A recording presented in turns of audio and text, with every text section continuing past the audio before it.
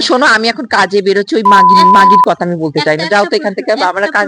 দিদি, মুখ্যমন্ত্রী লন্ডন গেছেন শিল্প আনতে, কি বলবেন? এই তোমাদের খেয়ে কাজকর্ম নেই? একটা মানুষ শুভ কাজে বেরোচ্ছে, আমাদের একটা কাজে বেরোচ্ছি, শোনো ওই মাগির গল্প এখন আমি বলতে পারবো না। তোমরা যাও প্লিজ, এখন তোমরা যাও, আমরা ভাল লাগছে না, যাও তো এখন। এত যে প্রতিবাদ করেছেন আপনি, আরজি করে দেখো প্রতিবাদ করেছি অনেক কিছু বলেছেন, এটা নিয়েও আপনি কিছু বলুন। মুখ্যমন্ত্রী গেছেন লন্ডন, আরে আমরা কাজে বেরোচ্ছি এখন, আমাদের একটু সময় দিন, একটু বলুন। কি বলবো বলো? মুখ্যমন্ত্রী মমতা বন্দ্যোপাধ্যায় গেছেন লন্ডন শিল্প আনতে, কি বলবেন? মাগির শিল্প অনেক আমি আগে থেকে দেখেছি, রাখো দিকে চপ শিল্প, চপ ভাজো, ঢপের চপ বসে বসে রাখো তো, খালি বসে বসে। তাহলে কি বলছেন, চপ শিল্প আনতে কি লন্ডন গেছেন? চপ শিল্প আনতে উনি তো, দেখুন ভদ্রমহিলা তো পুরো জালি, আমি তো আগেও বলেছি। কেন তোমরা আমাকে পেছনে ওনার কথা বলো, কে জানে? সে একটা কথা বলবো, আমার ওই ফালতু মেয়ে ছেলের কথা আমার এখন বলার আমার টাইম নেই, যাও তো এখান থেকে। ওনার সাথে তো আরো গেছেন যে কুণাল ঘোষকে সঙ্গে নিয়ে উনি দেখো, উনি লন্ডন গেছে, প্যারিস যাক, সেখানে আমার দেখার দরকার নেই। আমি এখন একটা কাজে বেরোচ্ছি, তোমরা আমার কাজটা পুরো বিয়ে করে দিচ্ছ, ভাল লাগছে না। একটা ভিডিওতে দেখা যাচ্ছে মুখ্যমন্ত্রী মমতা বন্দ্যোপাধ্যায় সকালবেলা জগিং করতে বেরিয়েছেন, এবং দেখো উনি এইসব ভেলকিবাজি অনেক আগে থেকে দেখাচ্ছেন। একটা কথা বলি, ওনার তোমাদের যদি মনে হয় ওনার, আমি সত্যি কথা বলতে, আমার কি ফায়দা? আমাদের কোনো ফায়দা আছে? কোনো ফায়দা নেই। বেকার ওই ফালতু মেয়ে ছেলেকে নিয়ে আমি এখন আলোচনা মতো, পুরো রাজ্যের সব ছেলে মেয়েগুলো এমএ বা বিএড পাস করে সব বসে রয়েছে, বেকার হয়ে বসে আছে। উনি এইসব করে লোকের মাইন্ড ডাইভার্ট করছে বসে বসে। ওনার দুর্নীতি কেলেঙ্কারি গুলো ধরা পড়ে গেছে এখন, যার জন্য উনি এইসব কীর্তি করছেন।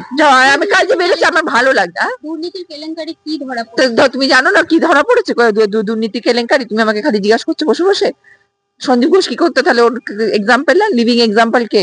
সন্দীপ ঘোষই তো রয়েছে। অভয়ার যে মামলাটা, সেটি আবার হাইকোর্টে ফিরে এসেছে, বেরোবে এবার, দাঁড়াও বেরোবে সব হাইকোর্টে। আশাবাদী আপনি? আমি আশাবাদী আছি, নিশ্চয়ই। পাপ বাপকে ছাড়ে না, আমি বলেছি না?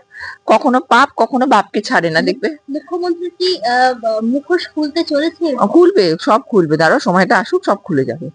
অনেকদিন অতিরিক্ত শুরু করেছিল তো, এবার দ্বারা বেরিয়ে যাবে। মুখ্যমন্ত্রী মমতা বন্দ্যোপাধ্যায় এখন রাজ্যে নেই, উনি লন্ডনে এখন আছেন, এবং এই সময় অভয়ার যে কেস, সেই কেস ট্রান্সফার হলো হাইকোর্টে, এবং হাইকোর্টে দেখা যাচ্ছে যে হাইকোর্টের বিচারপতি শুক্রবারের মধ্যে কেস ডায়েরি তলব করেছেন, কি বলবেন? দেখো, আমি তো প্রথমেই বলেছি এখানে মুখ্যমন্ত্রীর বড় ভূমিকা। প্রথম থেকে আমি বলেছি, উনি আজকে বিনীত গোয়েলকে সবকিছু ওনার ইনস্ট্রাকশনে, তো মেয়ের মা তো বলেছে, আমি তো শুনলাম যে মুখ্যমন্ত্রী করেছে, কি বলে ওই ট্যাম্পারিংটা উনি করিয়েছেন। আরে তো বোঝাই যাচ্ছে, কেউ তো পাবলিক বোকা নয় রে বাবা। উনি ওনার ইনস্ট্রাকশন ছাড়া কে একটা কখনো কাউন্সিলর বা একটা কখনো এমএলএ কখনো কিছু করতে পারে? উনি, আমি তো প্রথমেই বলেছি, ওই বিনীত গোয়েল আর ওনার কল রেকর্ডিংটা যদি পাবলিক করা হয়, তাহলে সবকিছু বেরিয়ে যাবে। এগুলো তো একদম মানে মুখ্যমন্ত্রী এখানে ডাইরেক্ট ইনভলভ আছে, সেটা দেখলেই বোঝা যায়। হাইকোর্টে আসার পর থেকে আমরা দেখা গেল, হাইকোর্টে কেসটা আসার পর আবার দেখা গেল যে 4 জন যে নার্স সেই দিন উপস্থিত ছিলেন। দেখো, এটা একটা ওয়েল অর্গানাইজ ইনস্টিটিউশনাল মার্ডার, এটা দেখেই বোঝা যাচ্ছে। এটা কোল্ড ব্লাডেড মার্ডার।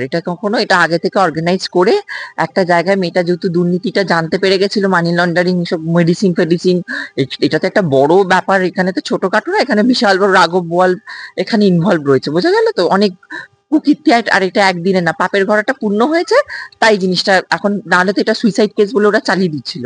যদি মীনাক্ষী আর যদি সজল ঘোষ যদি ঠিক টাইমে গিয়ে গাড়িটাকে যদি না আটকাতো, পাবলিক এটা সুইসাইড কেস বলে ওরা দিব্যি চালিয়ে দিচ্ছিল। বেকার গল্প বল। দিদি, একটা প্রশ্ন যেটা রাজনৈতিক নিয়ে আমি বলছি যে, এই শোনো, আমি এখন কাজে বেরোচ্ছি, ওই মাগির কথা আমি বলতে চাই না, যাও তো এখান থেকে। আমরা কাজ।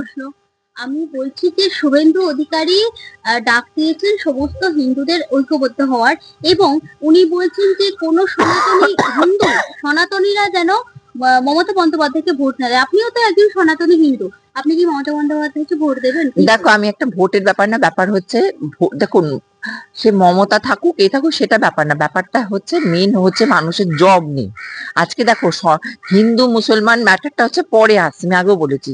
দেখো, সে মুসলমানই বলো হিন্দু বলো, আজকে যদি তোমার পেটে ভাত না জোটে, আল্লাহ একদিকে থাকবে, ভগবান একদিকে থাকবে, পরিষ্কার গল্প। মেন হচ্ছে মানুষের টাকার দরকার, দিনের শেষে প্রত্যেকের একটা মানুষের হচ্ছে টাকাটা দরকার। সবচেয়ে বড় হচ্ছে রুপিয়া, পরিষ্কার গল্প। টাকা যদি না হয় প্রত্যেকটা, আজকে মুসলিম মেয়ে বলো হিন্দু মেয়ে বলো, প্রত্যেকটা মেয়েকে কি হতে হবে, ফাইন্যান্সিয়ালি ইন্ডিপেন্ডেন্ট হতে হবে। Everyone should be financially independent. সেখানে আজকে যারা লেখাপড়া শিখেছে, ভালো চাকরি পাচ্ছে না, তারা বেকার হয়ে বসে রয়েছে, তা সেখানে আজকে তোমার দেখো, ধর্মটা পরে, ধর্মটা যে যার সে তার প্র্যাকটিস করুক, সেটা ব্যাপার না। ব্যাপারটা হচ্ছে আমি চাই মেন, দেখো মুসলিম ব্যাপারটা কি হচ্ছে, ওদের মধ্যে এডুকেশনটা কম, ওদের মধ্যে মেয়েদেরকে একটু ঘরের ভিতর ঢুকিয়ে রাখার চেষ্টা, ওদের সেই ওদের তো প্যাট্রিয়ার্কাল মাইন্ডসেট, যার জন্য ওরা মেয়েটাকে কি করে, মেয়েদেরকে সবসময় বড় বোরখার আন্ডারে রাখবো, বা ওদেরকে কি করতে চায় সবসময় লেখাপড়া কম করবে। এবার কি হবে, ওরা মনে করে একটা মেয়ে হচ্ছে বাচ্চা তৈরির মেশিন। ওদের কাছে যেটা করা হয়ে থাকে, ওরা পপুলেশনের একটা হচ্ছে তোমার অনুঘটকের কাজ করে, যেটা ওরা জানে যে একটা মেয়ে মানেই হচ্ছে যত পারবো আল্লাহ দিচ্ছে আমরাও নিচ্ছি। এবার কি, লেখাপড়া না জানলে তো তার তো সেই ফ্যামিলি প্ল্যানিং করা বা ম্যান ল্যান্ড রেশিওর যে প্রবলেম, যে আজকে একটা এডুকেটেড মেয়ে সে কখনোই তার ইনকাম অনুযায়ী সে কি করবে, একটা বাচ্চা নেবে। সে কিন্তু কখনোই, যদি আমার যদি 10 টাকা 10,000 টাকা ইনকাম হয়, আমি কখনোই 5টা বাচ্চা নেব না, কারণ সে ফ্যামিলি প্ল্যানিং সম্পর্কে অ্যাওয়্যার থাকবে। কিন্তু যার এডুকেশন থাকবে না, সেইগুলো ছোটবেলায় যদি বিয়ে হয়ে যায়, তার মধ্যে তাকে এরকম সমাজ ঢাকিয়ে রেখে দিচ্ছে, তাহলে সে, তার তো স্বাধীনতাটাই কেড়ে নিচ্ছে না, তার যে বিকাশটা, সে তো সেটা বুঝতে পারছে না। তাহলে সেই মেয়ের তো বিকাশ হচ্ছে না, এবার সে শুধু বাচ্চার পর বাচ্চা জন্ম দিচ্ছে, পপুলেশন বাড়ছে, আর মুখ্যমন্ত্রী এটাকে কি করছে, তার নিজের ভোট ব্যাংক হিসেবে কাজ করছে। এটাই হচ্ছে গল্প। মুখ্যমন্ত্রী ওনাদের ট্যাম্পারিং করে, কিসের মুখ্যমন্ত্রী মুসলিমদেরকে তোষণ করে। তোষণ করছে? হ্যাঁ, সে তো প্যাম্পারিং তো দেখো, তোষণ করছে তার কারণ ও নিজের ভোট ব্যাংকের জন্য করছে। ওকে ওদের থোড়াই ভালোর জন্য করছে, দেখো ও কিন্তু ওদেরকে ও নিজের ফায়দা লোটার জন্য করছে, পরিষ্কার গল্প। আরেকটা এই